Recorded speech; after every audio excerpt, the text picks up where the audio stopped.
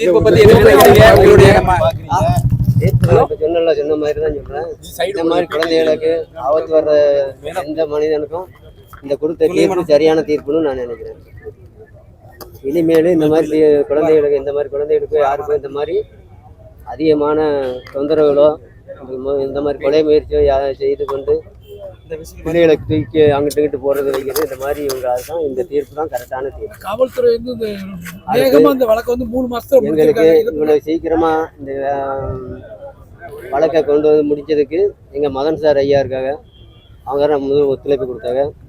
அடுத்து இந்த நீதிமன்றமும் நான் நினைச்ச மாதிரி சரியான தண்டனை கொடுத்தது. எல்லாருக்கும் நன்றி.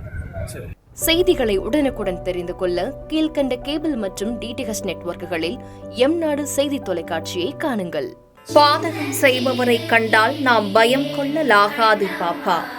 மோதி மிதித்து விடு பாப்பா, அவர் முகத்தில் உமிழ்ந்து விடு பாப்பா. அண்மை செய்திகளை உடனுக்குடன் தெரிந்து கொள்ள இணைந்திருங்கள் எம்நாடு தொலைக்காட்சியுடன்.